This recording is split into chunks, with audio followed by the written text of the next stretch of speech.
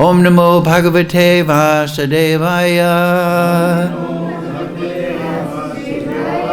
Om Namo Bhagavate Vasudevaya. Om Namo Bhagavate Vasudevaya. All together, please.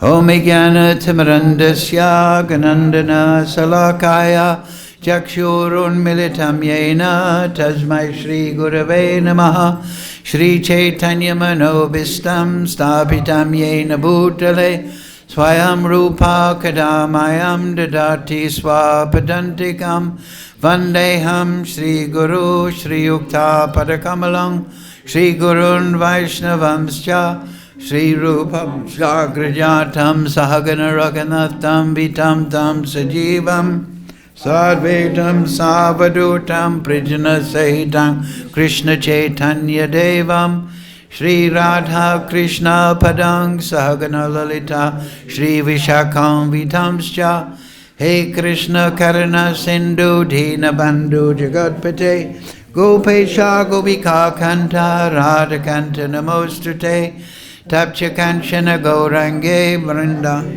Ishvari Rishabhana Sutta Devi Pranamami Hari Priye Vanchakalpatarubhyascha Kripa Sindhu Bevacha Patitanam Pavnebhyo Vaishnavebhyo Namo Namaha Shri Krishna Chaitanya Prabhu Nityananda Shri Advaita Gadadhara Shivasadi Gaura Bhakta Vrinda Hare Krishna, Krishna Krishna, Hare Hare, Hare Ram, Ram Ram, Hare Hare.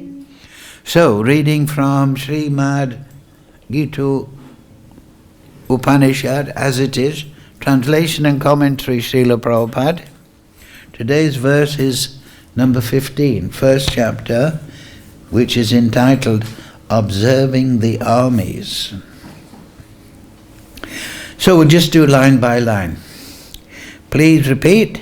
Pāñcajanya hṛṣīkeśo devadattam dhanam-jayaḥ pauṇḍram dadhmau mahā-śaṅkhaṁ bhīma-karmā vṛkodaraḥ pāñcajanyam hṛṣīkeśo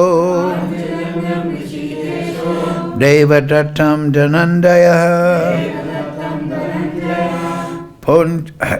pauṇḍram dromyo mahā-śaṅkhaṁ bhīma-karmā vṛkodaraḥ pāñcajanyam hṛṣīkeśo devadattam dhanam-jayaḥ pauṇḍram dhāmadho mahā-śaṅkhaṁ bhīma-karmā vṛkodaraḥ. So, please repeat word for word. Pāñcajanyam, the conchshell name Pāñcajanya. Hṛṣīka-īśaḥ, Hṛṣīkeśa. Kṛṣṇa, the Lord who directs the senses of the devotees. Devadattam, the conchshell named Devadatta. Dhanañjaya, Dhanañjaya. Arjuna, the winner of wealth. Pauṇḍram, the conch named Pauṇḍra. Dadhmau, blue. mahā-śaṅkhaṁ, the terrific conchshell. Bhīma-karmā, one who performs herculean tasks. vṛkodaraḥ, the voracious eater.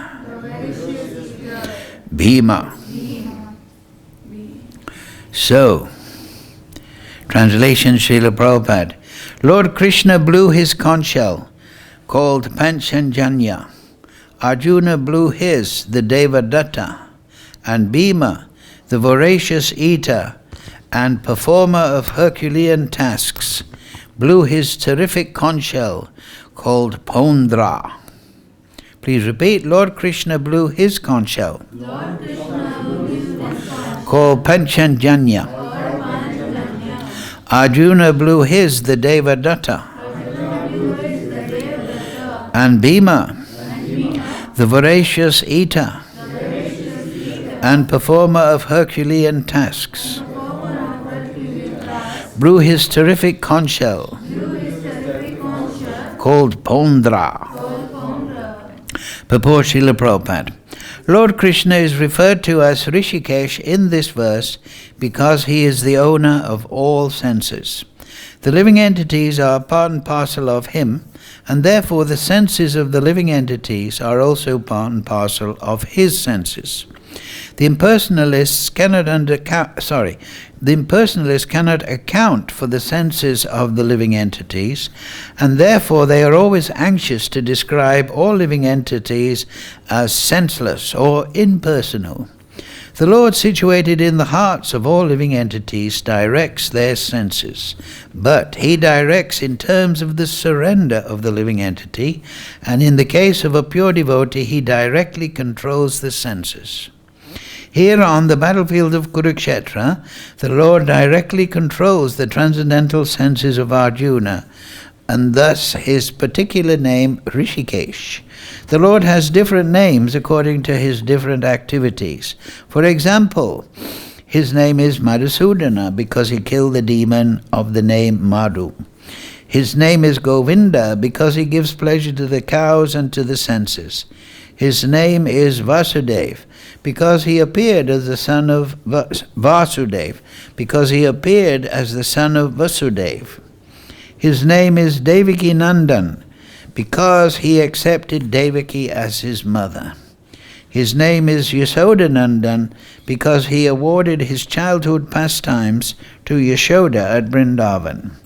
His name is Parthasarathi because he worked as a charioteer of his friend Arjuna.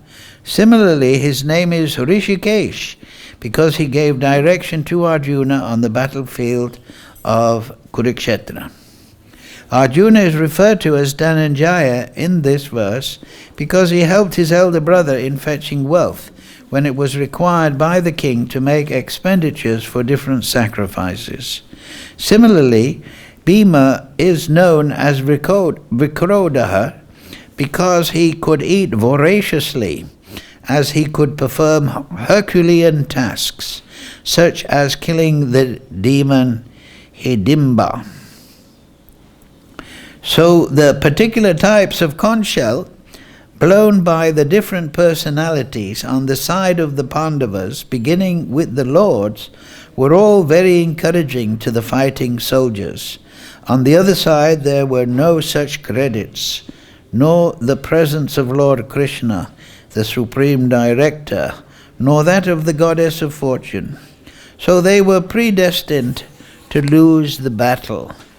And that was the message announced by the sounds of the conch shells. Yes. Mukam karochi vachalam pangam laite girim yat kripatamaham bande Sri Guru Dinatarinam. Pāñcajanyam hṛṣīkeśo devadattaṁ dhanam-jayaḥ pauṇḍram dadhmau mahā-śaṅkhaṁ bhīma-karmā vṛkodaraḥ.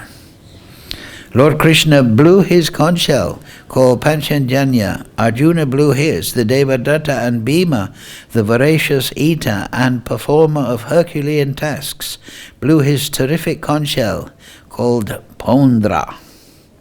Yes. So in one lecture Prabhupada says, you can eat voraciously if you can perform herculean tasks. Prabhupada says that in one lecture, I remember.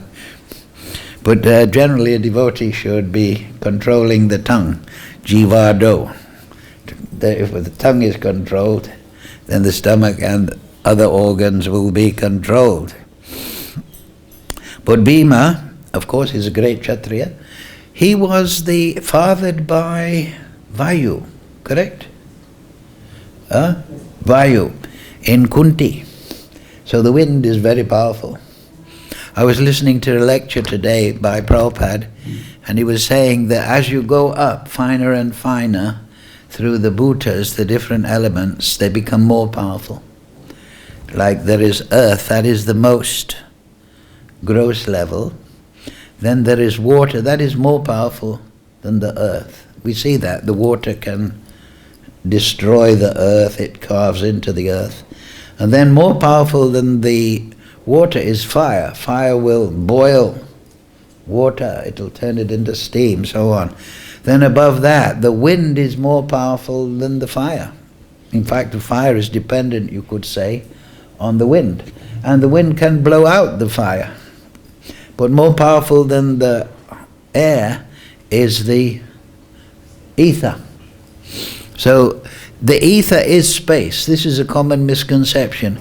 Sometimes the scientists, they discuss, is there ether? You know, it was always accepted in the time of Newton and that for hundreds of years that there is ether. But then they made a new paradigm and there's no ether. But in the Vedic idea, ether is not in space. Ether is space. You understand? There's not space and then ether is going into the space, like air is going within a balloon, like this room. Air is coming into this room. This room is already existing. No, ether is space. It is creating space. Because the material world, the gross elements, fine elements, they are manifested by the time factor, the glance of Mahavishnu, into the pradhan. So ether is also created, and that creates material space within which air is moving, fire is moving, water is moving, and earth is situated. So above, and so Prabhupada explains, yes, just like if you have the sense object associated with the ether is sound. It's picked up by the ear. And then of course the skin picks up the wind, and then of course the eyes pick up form, and then taste is on the level of water, and then smell is on the level of earth. And as you go up, those sense objects disappear. For example, in the ether, there is no touch. You can't touch ether, but you can feel the air. But you can feel the air, and you can feel the fire, and you can also see the fire. But you can also taste the water, see the taste, and you can touch the water. And the earth has the extra sense object within it, and that you can smell the earth, you can taste the earth, you can see the earth, you can feel the earth, the wind, you can, and you can also, sound will travel within earth also. So as they go up, they become more fine. And then above that you have the subtle elements, manas. These are the three elements of the subtle body. This is called linga sharir, and then the gross body is called stula sharir, the mixture of the earth, water, fire, air, ether. And then you have the subtle body, which is the mind, the intelligence, and ahankara. And they are the container. The manas is the container of chittam, which is the consciousness of the soul. And it's called chittam in this context because it is contaminated consciousness. The chittam, the consciousness of the living entity that wants to enjoy the material world, interacts with the material modes, the subtle form of material energy, and it becomes contaminated. So that's called chittam. The consciousness is meant to be, of course, pure and clear, but when the consciousness is applied to enjoying the material energy, it interacts not just with the gross elements, earth, water, fire, air, ether, but it also interacts with the subtle aspect of the material energy, which is the root. because the three modes of material nature, the gross elements, are created by the mode of nature called tamas. And then the mind is created by the mode of nature called sattva-gun. And the buddhi is created by the mode of nature rajagun. So also you have the working senses. There are two. You have the perceiving senses. So, you know, you hear, you feel, you see, you taste, and you smell. But you also have the working senses, and they correspond. If you look closely, we have the working sense, the voice, like I'm working with my voice now, and that's working on the sound level. And then you also have the working senses of the arms, and you can remember this, they move in the air, do they not? They're kind of like... And then you have the working sense of the stomach, and that is associated with fire. We have the fire of digestion. And then we have the genital, the sexual organs and the excretory organs, and they work on the level of water. And then the last of the five working senses, they work on the legs. They are in contact with earth, yeah. So you can see these are 20 gross elements. You can see they correspond. And they're described there in the 25th chapter, 3rd canto, Lord Kapila's teachings to Devahuti. You can see. If you really want to, shall I explain them? I'll explain it. So Shabda, sound, which is spiritual sound, coming from the mode of ignorance, needs an element. So Shabda is transformed into ether. And then, from the mode of passion, the knowledge-acquiring sense, hearing is created. So then, so you have those three things. You have sound, ether, and then the knowledge acquiring is called a jnanindriya. Jnanindriya. So they are perceiving.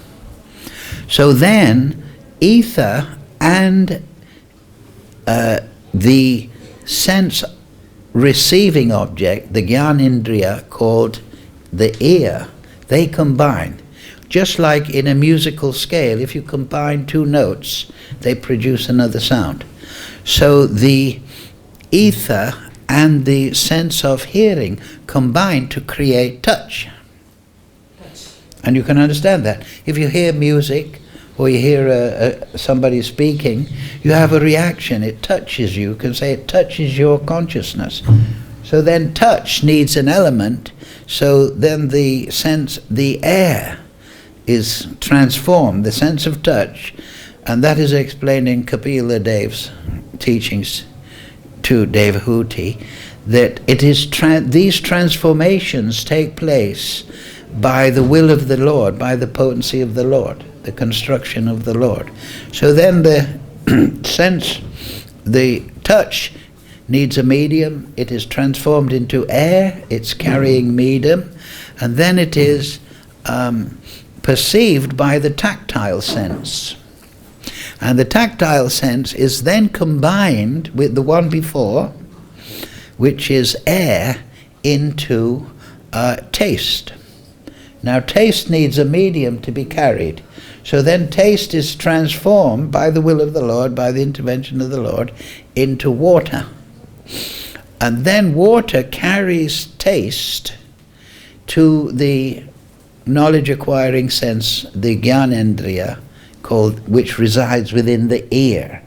It's not just the ear, it is a subtle, there is a gross ear with the drum and the coil and all that, but it's energized on a subtle level by the ability to hear, which is another creation of the Lord. It resides within the air. Just like the skin doesn't really touch, but the tactile sense resides within the skin. So then you have, right, touch, you have the touch, then you have the element that it combines with, that's produced out of it, and that goes into the tactile sense, which resides within the skin. And then the tactile sense is combined with the air, and then they combine to make sight. Just like when I touch something, in a subtle sense, I get sight of it, right? I touch this and I can see it. I feel its sensation. I sight it in the most subtle way. But then sight needs an element. It needs to convey sight, and that is fire. So the sight is transformed into fire, and that needs a perceiving sense, and that is called the eye. And similarly, the eye is there, but the ability to perceive the sense, the gyanendriya, to perceive is residing within the sight. Therefore, when we sleep and the subtle body goes, we don't see until the subtle body returns. Similarly, we don't feel when we dream and the subtle body leaves the gross body. And this is confirmed. Near-death experiences, you've heard about them? People, they have a big shock, or they're in an operation, and then suddenly they're at the top of the operational theatre, and they're looking at the people, the doctors trying to save their life after a motorcycle accident. And they don't feel anything, because the subtle body, which is carrying the chittam, the consciousness, and it is the consciousness that is ultimately the perceiver of sound, touch, and sight.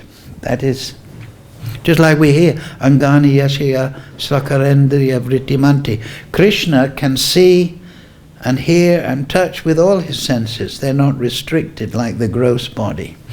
So anyway, so then you have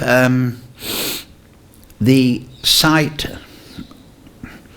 ability, and that is combined with the fire into water. Taste.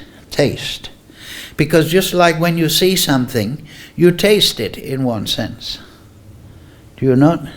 Like you see a painting, you see Van Gogh or you see Picasso, and you taste the feeling. You get the rasa. So rasa needs an element to contain it. So rasa is then transformed into water, and then it has a corresponding gyanendriya, the sense of taste, which resides in the tongue. And then that sense of taste is combined with water, just like two notes on a scale, and they combine and they make smell. Because you can smell the air almost. You know, oh, I think it's going to rain. You're smelling the rain, but there's no real smell in water, is there? In the pure sense, if it's contaminated with earthly elements, then there's a smell. But when on its own, has no taste. In a sense, you can taste water, but you can't really smell it. You're in its pure sense, but you can feel it. So then that combines into smell. Smell needs a medium, and then that medium within which smell resides is the earth element. And then that is picked up by the nasal sense, olfactory sense, which resides within the nose. But we are, the chittam, which is within the subtle body, is perceiving these things. You understand? And so this perceiving element, or the perceiving witness, is the soul. But in the material, when the soul is in the material body, subtle and gross, he perceives through that arrangement. But then when the soul is out of the body in a spiritual body, he sees, feels, and automatically on the spiritual platform. Do you understand? But now we're just like if you go into the deep sea water, you have to put on a suitable suit. Correct? You have to put on an air tank, and then you are attuned to that environment. So in order to enjoy the gross material world, the gross elements, we have to have this material body. And therefore you can understand, you're all experienced devotees, then that is not just in Krishna consciousness, but it's a yogic principle that you withdraw the consciousness from the gross body, right?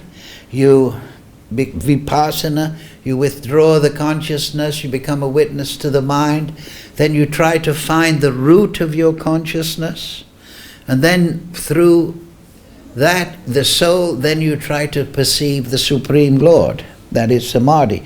So you're withdrawing from the gross. You're training your consciousness not to go external, bahirmukh, to become antirmukh. So that you can do that exercise before you chant. And you can practice every day, morning and evening, daily, 24 hours a day, to withdraw the consciousness from the gross elements. And then you can see the transcendental world. You can perceive the turiya. Therefore there's that verse, Atakshri Krishna namadi na bhavad grayam indriya sevan mukhi hi jivado swayam eva spuryada.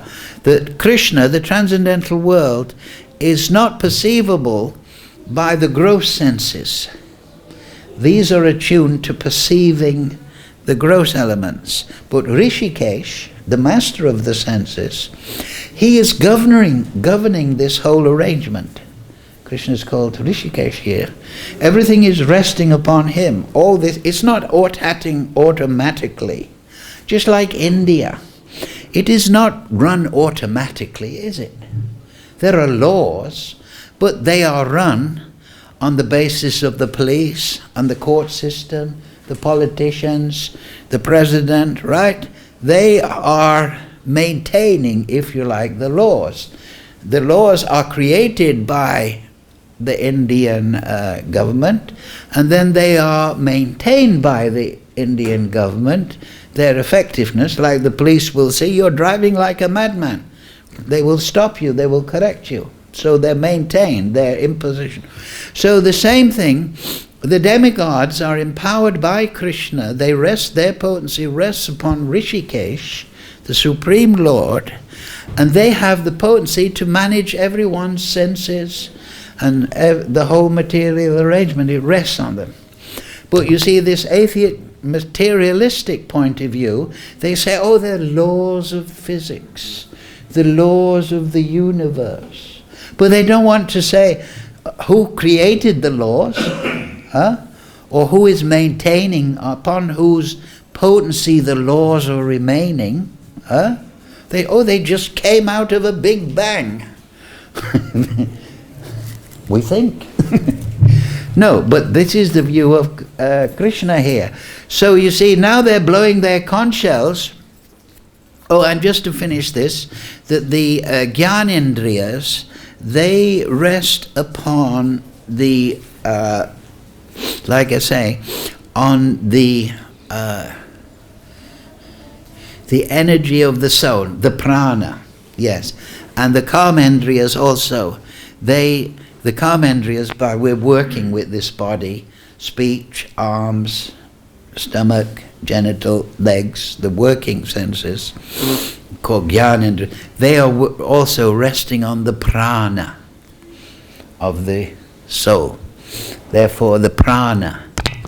Therefore, when you get older and when you're dying, and the life energy, the prana, the energy of the soul, is withdrawing, what happens is, and you see it in old age, as people get older, first the legs go. The prana is coming out of the legs. And then the genital becomes less functional. Then they can't digest so well. Then their breathing and arms become weak.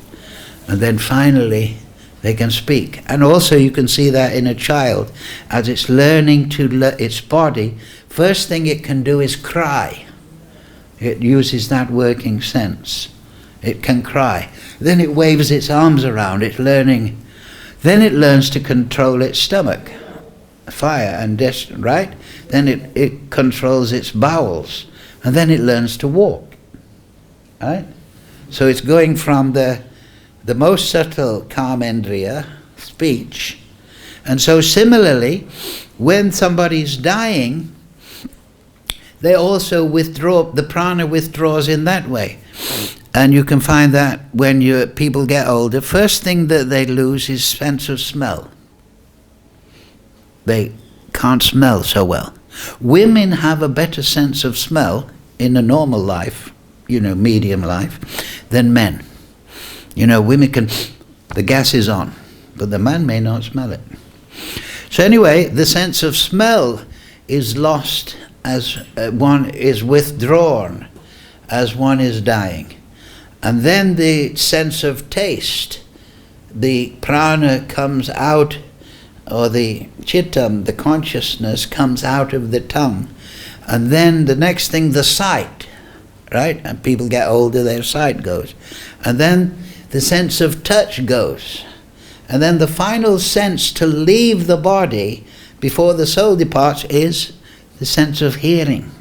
Therefore we always have kirtan when somebody is leaving the body, because then that impinges on their consciousness. So this is how the gross body works, on the basis of hṛṣīkeśa. And then above that, like I say, the manas is the container of consciousness. And then the buddhi. So you can think of the manas like a sponge. And consciousness is like water. Water goes into the sponge. The sponge holds the water. And then the buddhi, the intelligence, is regulating the manas. That is mode of passion. That is created out of mode of passion because it is the regulator. Just like you have the motor car, and you're sitting in the car, that's a container. Then there's a soul inside the people. And through their passion, they're controlling, looking at everything and altering. And then the most subtle element that mixed into the consciousness is the ahankara. And the ahankara is the false ego, aham mameti. I am this body, and things related to this body, like my specs, my smartphone, they are mine, right? And therefore, because of this, and therefore I should control and enjoy them. In the Ishupanishad, Ishu Vasha idam sarvam yat kinchat jagajam jagat tena taktena bunjatam. Everything is controlled and owned by the Lord, Hṛṣīkeśa. But we assume that we are the controller and enjoyer because of ahankara. And it is that attitude based in the pollution of ahankara. And ahankara follows us, it's given to us because we want to enjoy. We want to enjoy nice smell. So I want to have a nice perfume. Oh, I want to have good taste. Give me nice pure water. Give me a nice lemon juice. Or whiskey. Not me, but I mean people, they want to enjoy taste. And then they want to enjoy what? Sight. They want to look at the sunset, it's beautiful. Oh, my room is so nicely decorated. It's nice and tidy. Everything is harmonious. So they want to enjoy that. Then touch, they don't want to have coarse cloth. They want to have nice silk and comfortable bed. Hiranyakashipu, right? Kashipu means soft bed and Hiranya means gold. And then sound, I want beautiful sound. When we hear the kirtan, well, maybe it's a bad example, but if he's singing out of key, we think, oh dear, grapes, right? But when he's singing nicely, and melodious, not blaring into the mic, we think, oh, that's a beautiful sound, right? And we can get into the kirtan. So the thing is, we're trying to enjoy these things. So ahankara is given to us, it pollutes the intelligence, it fills the mind, so that we enjoy, we identify, and we can, but it's material enjoyment, and it's not satisfying the soul. So the root is ahankara, and that is under the governance of who?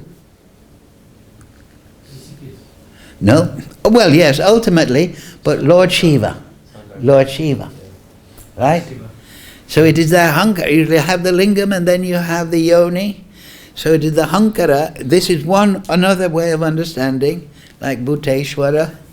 There is the yoni, the Rangeshwara, and the yoni. So it is that ahankara which is colored and given to us. We enjoy the yoni, the material energy, you see.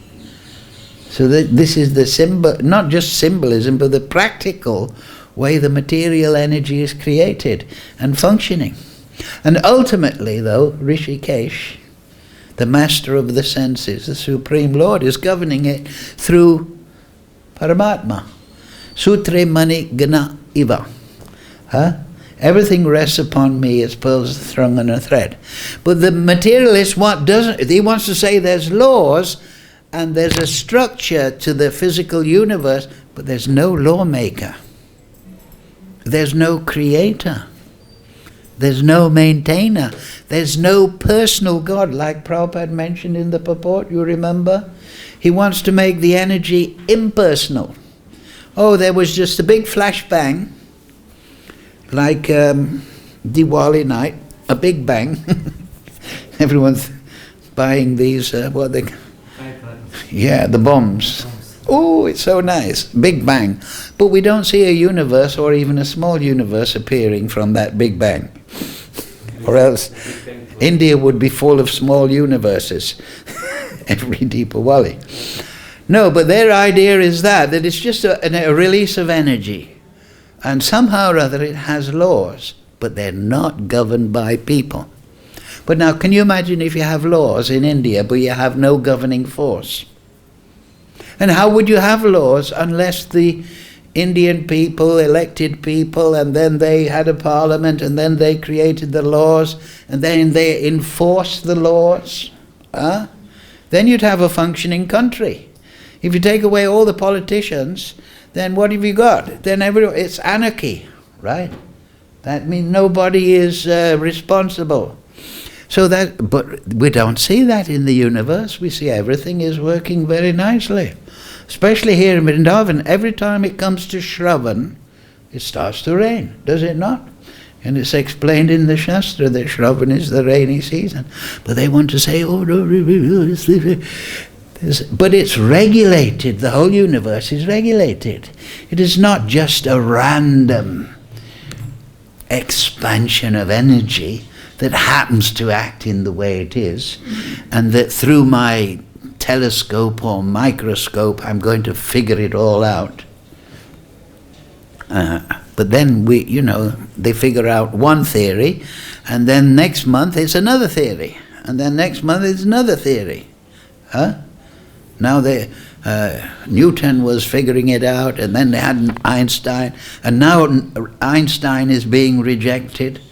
It's becoming quantum theory, and then they'll have this theory and that theory and that, and they have evolution, and they have punctuated evolution, and then they have this and that, and they think they're this is progress of knowledge. But no, practically and objectively, it's going from one mistaken idea to the next.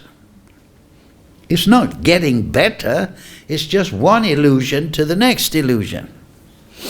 But the Vedas, it's explaining, and it's all reasonable.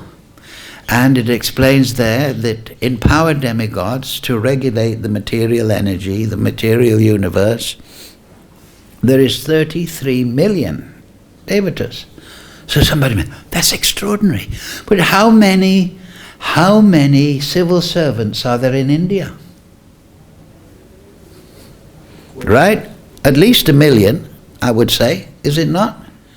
Local, central government, in the Raj Sabda, I would say at least 1 million. I mean, but anyway, it's an extraordinary amount. And that's just to run India. And then Pakistan, 2 million. I don't know.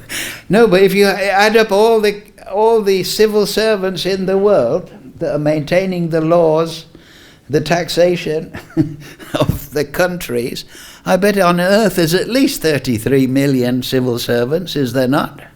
Huh? And they're just running this planet. What about the whole...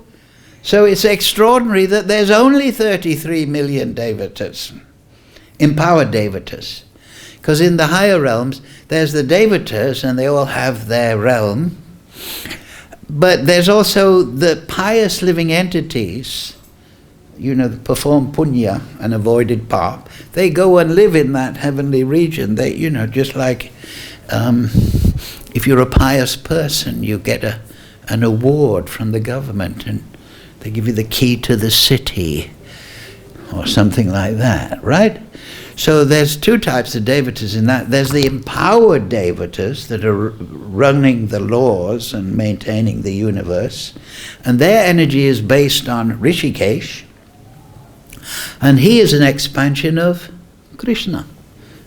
Kṛṣṇa is busy in Golok with Radharani and the gopis and the cowherd boys and Mother Yashoda, and they're enjoying Leela, and he's deputed it, right? Just like Prime Minister of India, Narendra Modi ji, he's not running everything, he's deputing, is he not? You run the finance, you run the defense, you run the roads, you're in charge of the railway. He's not, checking the drivers on time on the railway. So that is how Kṛṣṇa runs things. But he expands himself. Narendra may empower some person to run the railroad, but it's not perfectly under his control, is it? The railroad man be, the trains are late, never mind. I was dancing light last night in Deepawali. So, but Kṛṣṇa, he expands himself as Hṛṣīkeśa, as Paramatma, as Mahā-Vishnu, as Garbhodakṣaya Vishnu, and everything is resting upon him, all this arrangement of the material body. So that is Hṛṣīkeśa, that's Kṛṣṇa. So that is his name. But there Prabhupada mentions all those, Yasodhanandan. According to the aspect under discussion, Kṛṣṇa is has got a name. Just like we sing, Jai Radha Madhava, right? Lover of Radharani, Gopi Jana Balabhaya, loved by the gopis and the lover of the gopis, Yasodhanandana, Prajajana Ranjana. So in this way, Kṛṣṇa has millions and millions of names. And also in Harinam Chintamani, this is an important point. Because Kṛṣṇa is given names according to his Leela, but those names that are given by his pure devotees in the transcendental realm, they have transcendental potency. But then there are also names given from the material atmosphere, like the Father or Allah, the Great. You understand?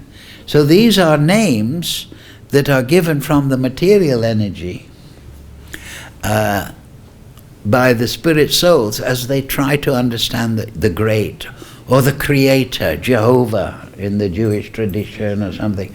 So there is a difference in potency. Mayavadi is, it's all one. No. If we are enjoined to chant the names given by the devotees in the spiritual realm, and then our spiritual consciousness arises. There is a potency within the names given from the material energy, but it is much less. Because, anyway, we don't want to offend different religious systems. But the Vedas, there's no comparison with the knowledge and the sublime nature of the Vedic knowledge. So that's Hṛṣīkeśa. Let's deal with the other names. Now it's also interesting, yes, they all blew their conch shells, and we discussed last week, right, nervous Duryodhana, he was in front of Dronacharya, and he was saying, oh look, he had 11 Akshahini, he had 7. So Prabhupada in the purport, if you remember, when Kṛṣṇa and Arjuna and the great devotees blew their conch shell, then it shattered the hearts of Dhritarashtra, because he's an impious living entity. And we discussed last week, if you remember, if somebody's a papi, he becomes haunted. It's like a ghost. It's not that you just rob a bank and then you feel okay and you go home and watch Netflix or something. No, in the back of your mind you're thinking, the police are after me. Right? You become haunted by your pap. So Duryodhana, he's incarnation, expansion of Kali. So he was trying to become king, right? Just like at the beginning of the Bhagavatam, Kali appears as a black man, and he's vicious, and he's beating Dharma, and he is dressed like a king, but he's not a king. He's not a proper Kshatriya. He's an exploiter. He's a destroyer of Dharma. So, those that are Kali Chela, they're always nervous, that it's like a ghost is following them. And so when they hear the conch shell, the transcendental sound, they think the day of reckoning is coming. I'm going to find out the fruit of my activities.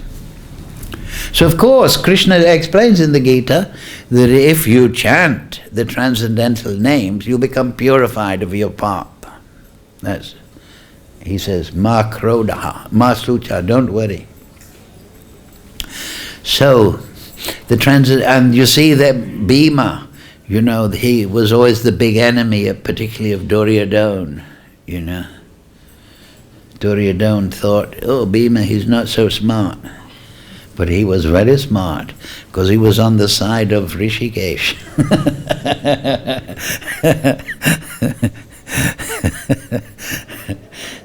The smart thing in life is join the winning side. It's not smart to be a Kali Chela. So anyway, these are a few points on this verse, and it's shattering the heart. Duryodhana is thinking. So the ghost, right? What do they say? When a thief looks at a saint, he only sees the pockets. Sees Kali Chela, he's only thinking, I'm looking at Yudhisthira, but I want his kingdom. But he's going to get the big boot. Because everything is resting upon Kṛṣṇa. Therefore Arjuna said, I'll have Kṛṣṇa, you can have his army. Right? And remember, what does it say? Yatra yogeshwaro Kṛṣṇa, yatra patha dhanurdara, tatra stri vijaya bhutir, dhruvanite matir mama. Wherever there's Kṛṣṇa, the master of all yoga, wherever there's Arjuna, the supreme archer, there will also be opulence, victory, extraordinary power, and morality. You see, Duryodhana, he didn't accept transcendence. That's the subtle aspect. That morality, like I say, this is an important point. Morality is not coming from a chemical reaction in the brain. It is coming from the soul. A dead body has no morality. But we know what is right and wrong inherently. But if we become papi, like they call it psychopath, if the consciousness becomes so polluted then we lose conception of what is real morality. But those that are purified in consciousness, they have a sense of morality. I should treat people nicely as I wish to be treated. But when the consciousness is impure, think I should exploit people for my benefit. So morality, consciousness, perception, that is rooted in the soul, but it is manifesting through the body. Through yajna, chanting of Hare Krishna, Krishna Krishna, Hare Hare, Hare Ram, Ram Ram, we learn to perceive, we wake up the soul, and we learn to perceive on the spiritual platform. You understand? This is the great rishis, right? The great rishis. They have performed tapasya austerities. And yes, they can see into the material world, but they're also seeing the spiritual world with the purified consciousness. Their consciousness is blossoming. So their spiritual senses are seeing the transcendental plane apart from the material senses. So yes, everything Vasudeva Savamiti, but we are enjoined to meditate upon Vasudeva, one who lives everywhere, but the spiritual aspect of Vasudeva. Vasudeva in Gokul, Vasudeva in Golok. We don't meditate on this microphone stand and say, oh, it's Vasudeva, so I will compute because it's Krishna's energy. No, we want to meditate on Krishna's energy in the transcendental realm. And as we perceive the transcendental realm by that sadhana, that practice, then when the soul leaves the body, we become qualified. So, Hare Krishna. Thank you very much. Any question? You have a question? Hare Krishna. I have one question from month or time, from a long time. I have one question. That question is not rectified. My question is, what's the difference between subconscious and conscious mind?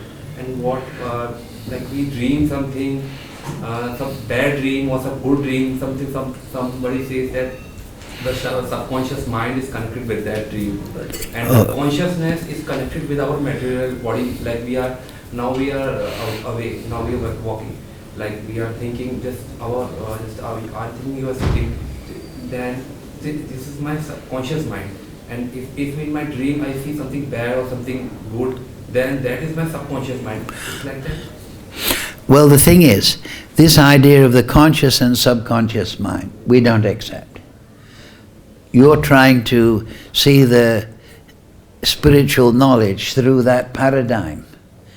That is the concoction of material people who don't accept the understanding of Hṛṣīkeśa.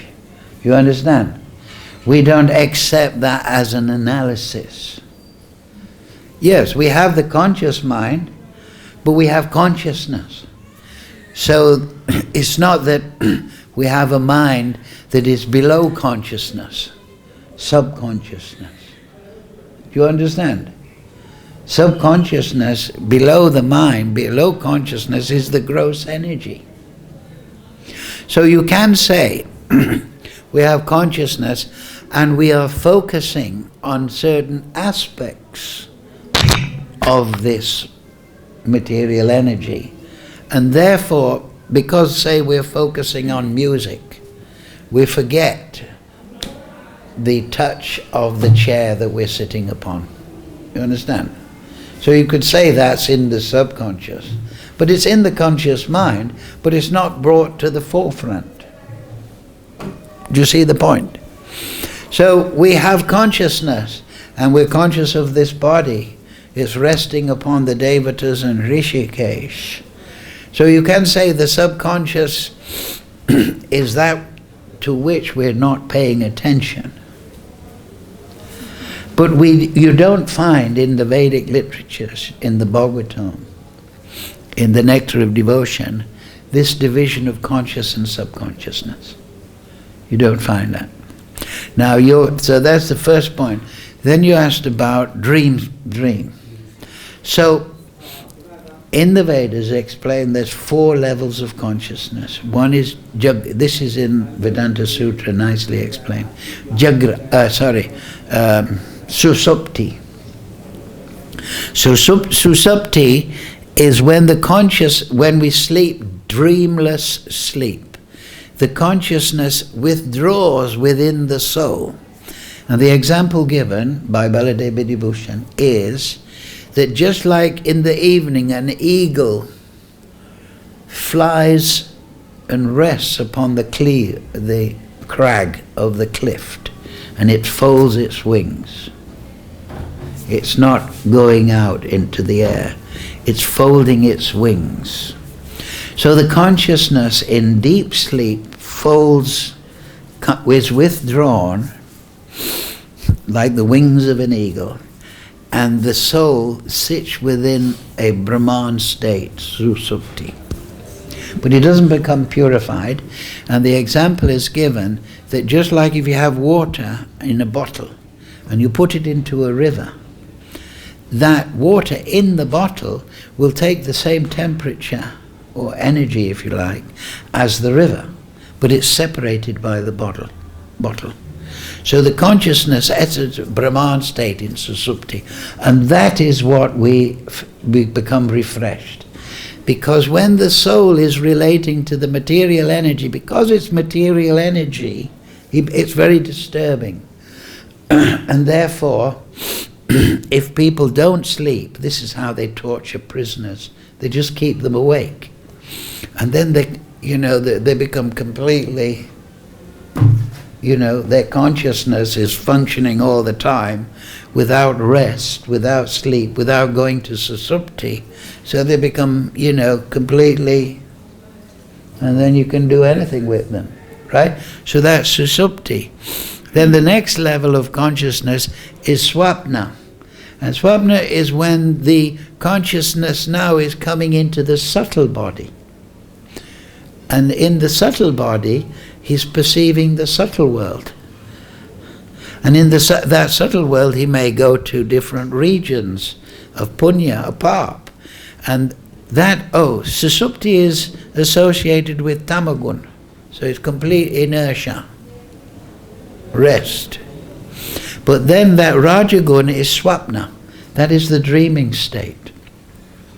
So rajagun is associated with desire, plans, reactions, karma phal.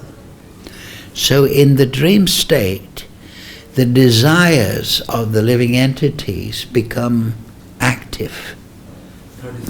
But also the result of his pāp. He may think, he may be a thief, and in his dream he thinks that the police are coming for me, a tiger is coming for me. You understand? Paranoia. Or if he's very good person, he may, feel, I'm in a meadow with flowers or something. You understand? So that is the subtle body. And that is what we said before. When people have near-death experience, their subtle body is leaving the gross body, and they may go to heavenly realms. And also, they may also go to hellish realms. You can look up on the internet, and they experience some divine presence in this, divine presence. And they may get instruction, and they may meet different angels, and they get training. Then they go back to the gross body, and they think, wow, I'm not scared of death anymore, because I realized I'm not the body, and I was instructed, and I felt the presence of God. They're not fully entering the spiritual world, but they're getting a training on the subtle realm. But that's a near-death experience. And you can see, like if somebody's sleeping, you can slap them, right? They don't react immediately. It takes a minute, a second or two, right? That slap is pulling the subtle body back into the gross body. So you slap somebody when they're sleeping, they go, half a second later they react.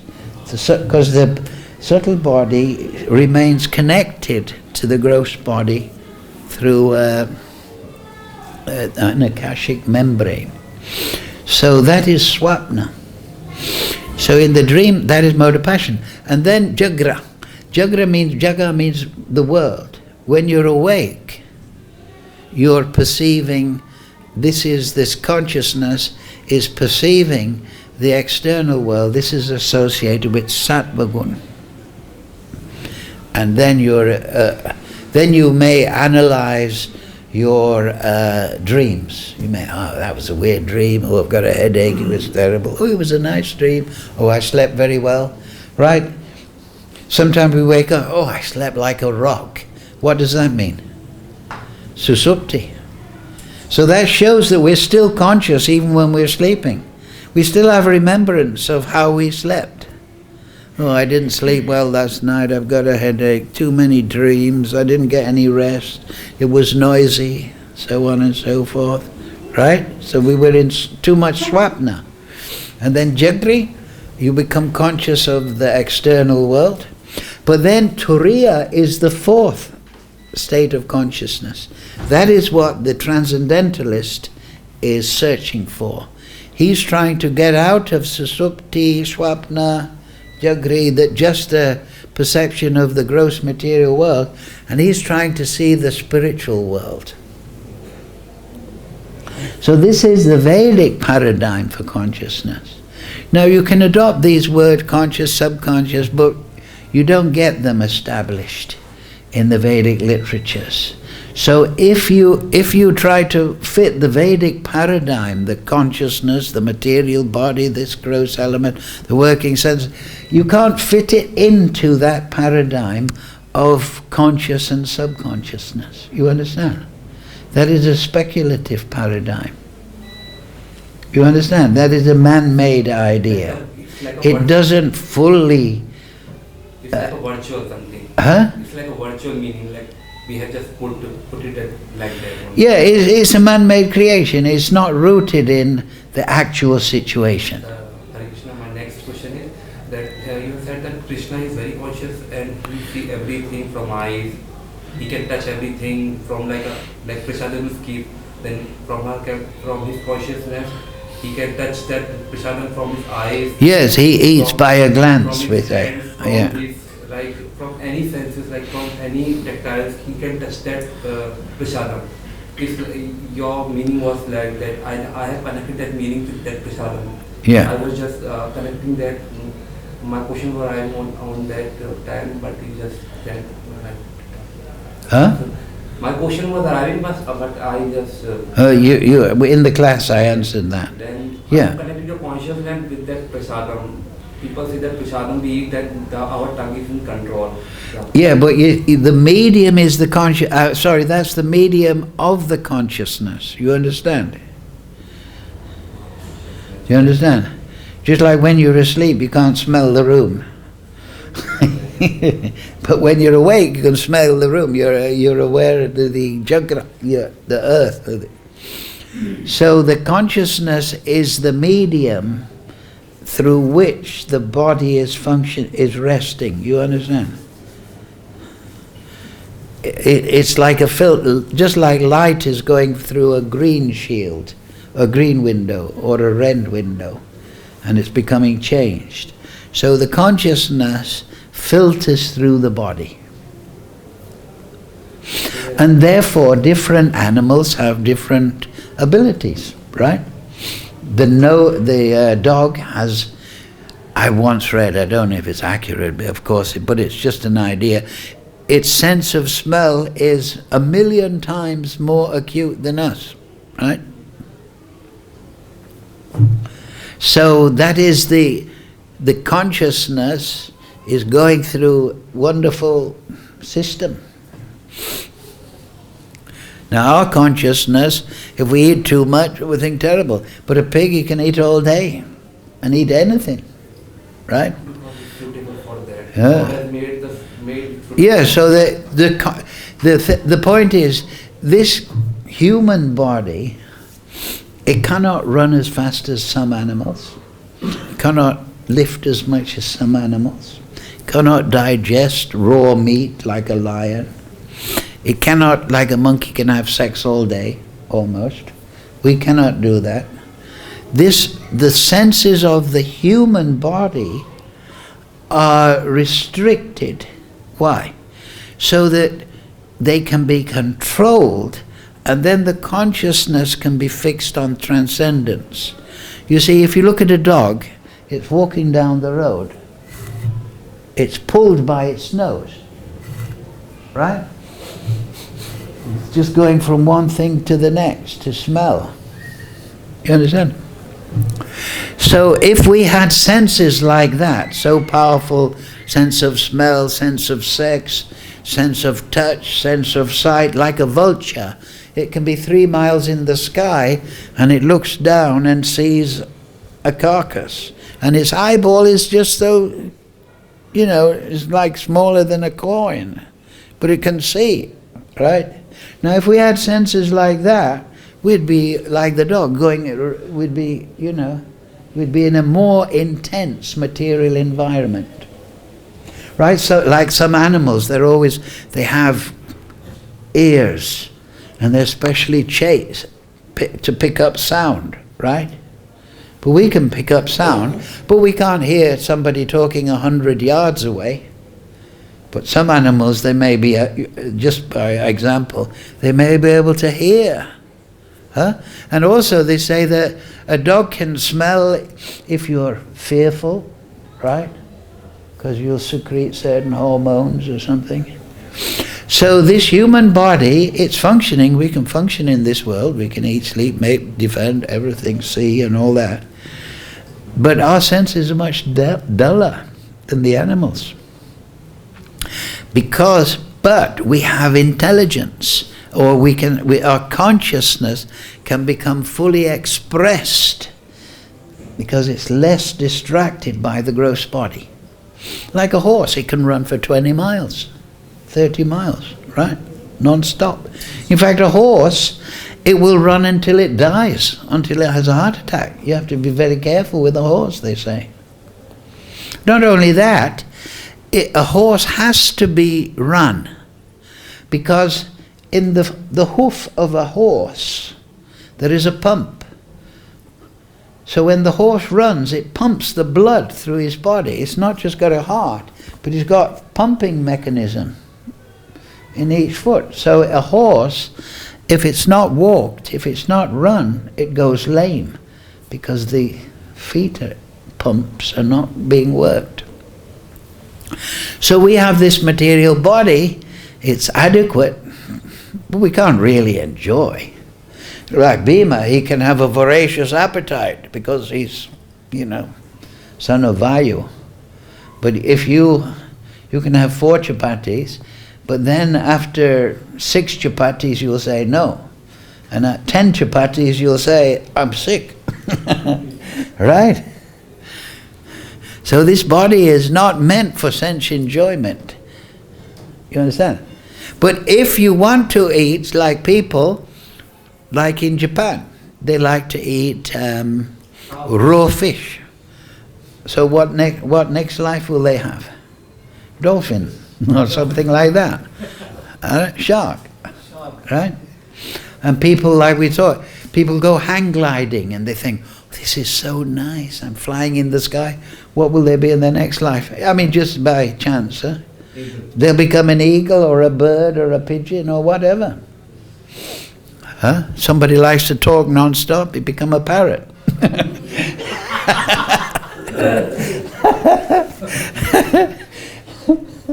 Right? You understand? So the material energy is fulfilling the desire. Huh?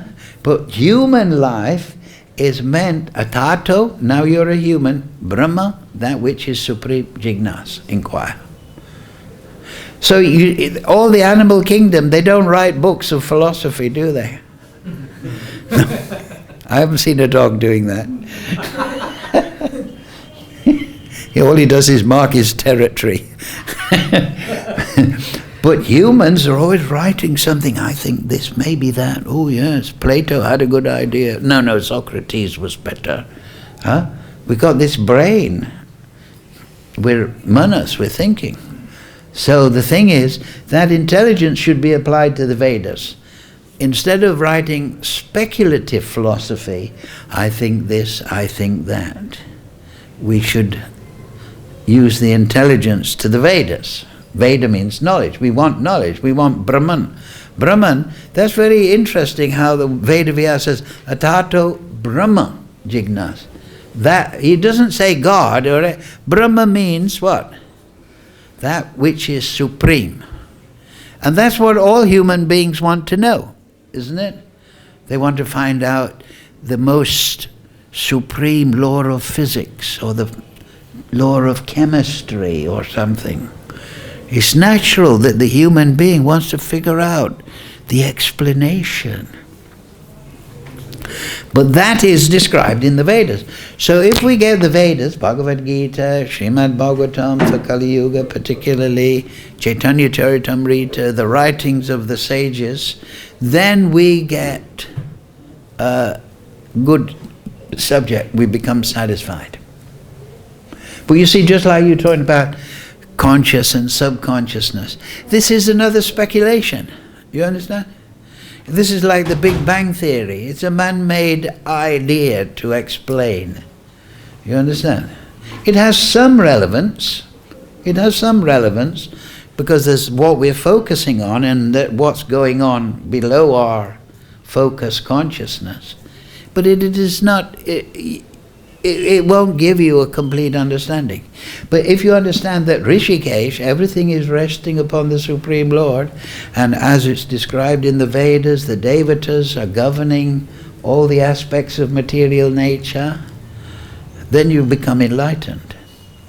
Because you're becoming in tune with factual knowledge, not mental speculation. You see the point? Yes, yes. Yeah. Some people think that the eating meat, or if we are non-veg, then like we are in Muslim or we are in Hindu. Like we are in Hindu, we don't eat meat. We are veg. But I think that I don't eat meat because I just respect every animal in this material. Yes, of course, it's natural. I see my God in them. I see my God in every animal, so I don't kill them, so I don't eat them. That's why I am veg. But in other castes, like in this India, like or all over, they are non-veg, like Chinese. You have spoken of they are eating seafood, something. So and like Muslims, they are eating something meat, and they have other culture. So then the consciousness becomes gross and polluted, you see. You see, the whole point is we want to purify the body so that the consciousness can see spirit. Right? So therefore a yogi, he must control the tongue. He must control his diet. If you live on slaughtered animals, it says in the Bhagavatam, Vipad Pashu, that you cannot perceive the Supreme because it's so papi, it's so sinful.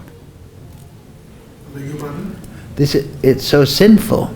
Like the Rakshasa, he wants to eat meat, right? They want to eat meat, and then they drink alcohol to do.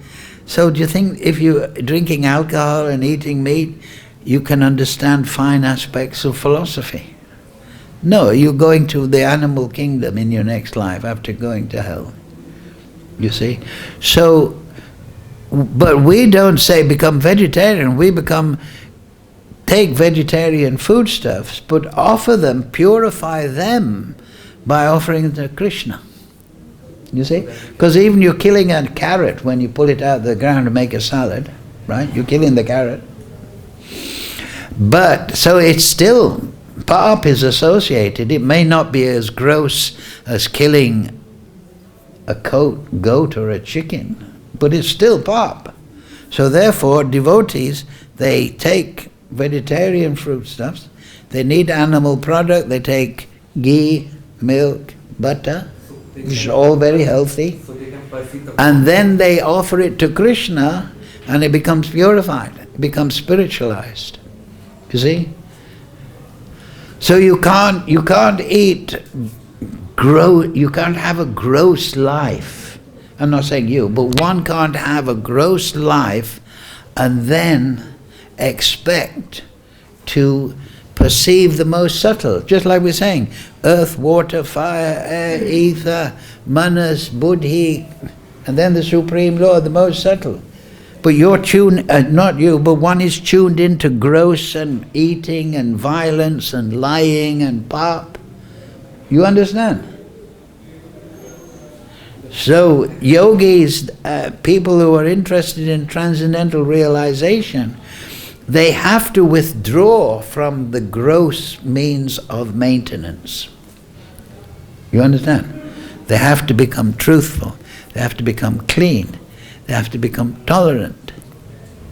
Because the priority for the yogi is to maintain contact with transcendence.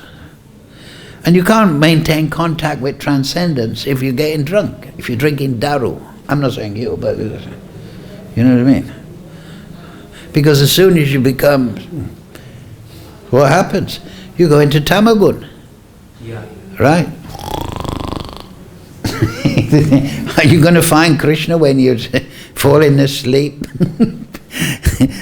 with half your brain gone because of country-made liquor? You see, so you have to eat fine. You have to eat fine. And then you'll be more healthy, right? Cancer, all the chemicals, genetically modified stuff, this ruins the health. So, we want to chant Hare Krishna, but the potency will be more. Anyone can chant. But if you want to realize transcendence, you should chant Hare Krishna, Krishna Krishna, Hare Hare, Hare Ram, Ram Ram, Hare Hare. Okay, we'll finish at this point. You see the point? Yes, Well, you can stay and ask a question, but we finished the class now. Last question, one. Okay, go ahead. Hare Krishna. Actually, the system which is coming from man-made, like a material world, in the material world, the people have made a culture, and that culture has been followed from since a long time. Excuse me? Like a culture, some culture is followed from since a long time. Yeah. That culture, the people are accepting that culture. But is it a wrong? They are accepting a wrong culture, and if it is a right, then they are pursuing the right culture. But like in Muslim, they have taught in that. Well, they have religion for meat eaters. That's ultimately Supreme Lord. You know, the meat eaters, they're given religious scriptures to work on. Don't be adulterous. You know, don't be a liar. Don't be a murderer. You understand? So, these are just like children's lessons. Because, don't be gross in your life. So he's trying to discipline people at the level they are at. Do you understand? It's just like a child. You don't instruct high philosophy to a child. So, especially in Kali Yuga, people are disconnected from the Vedas. They're living in a gross way, like in the Middle East. They have the worship of Molech. They mutilate the genital and offer it to their god. They offer the firstborn child.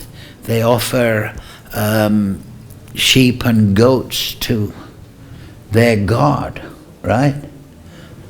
So this is the most gross level, right? But then they say in the Bible that an angel, right? I think it was Abraham was going to sacrifice his son. Then an angel appeared. So you find that in very primitive societies, they're into human sacrifice. And they may mutilate different parts of their body in their religious worship. But that is tamasa, that is tamagun. So, there are different incarnations, different sages that teach. Don't do that. Just like in the Quran, at the beginning of the Quran, it says, don't have sex with your mother, your sister, your family members, right? It's one of the first verses in the Quran. So why was it there?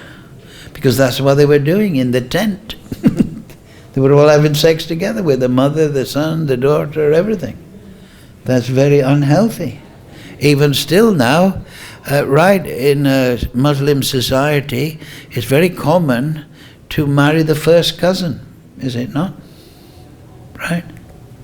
It's very, and then you get great problems in the children because the recessive traits. Right. That's a big problem in England now. The Muslims, they all marrying their first cousin, and they're 10% of them are completely gone. So those things are in the Quran. Why? Because that's what they were doing. They were having sex with the mother, with the daughter, and brother and sister having sex in the tribe. So they have to be told.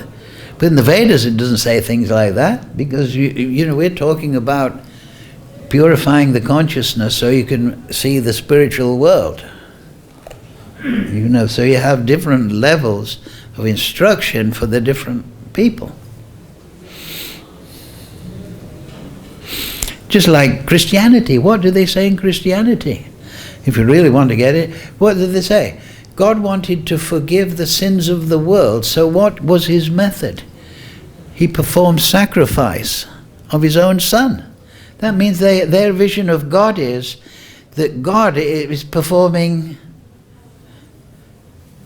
he's killing his own son in a sacrifice. That comes from the most gross level of misconception of spiritual thing, that God is sacrificing his child, right? Just like in voodoo, right? It comes from black religion. They slaughter chickens and they offer, right, to their ghostly entities, right? In the Bhagavatam, right? The Jadbharat section, those demons, they captured Jadbharat and they wanted to have human sacrifice to Kali, right? So these are gross. Everything isn't just one. This is the most gross forms of misconception of religiosity. But Kṛṣṇa in the Gita later he says, people shouldn't be discouraged, they should be encouraged to perform activities in the spirit of devotion. They should try to develop devotion, even from the gross platform. So they are recognizing there's some supreme power, and that is helping them. But they have no conception. Right? So therefore they become fanatic followers of a prophet, instead of realized in the transcendental world. And that's what you see, right? In these fanatic Christian, fanatic Jew, fanatic Muslim. I'm right, you're wrong, and if you disagree, I'm going to kill you. Huh? Right? What kind of animal life is that? Huh? And it's all based on tamasic ideas, mental speculation. Right? So we'll finish on that point. But we'll chant Hare Krishna.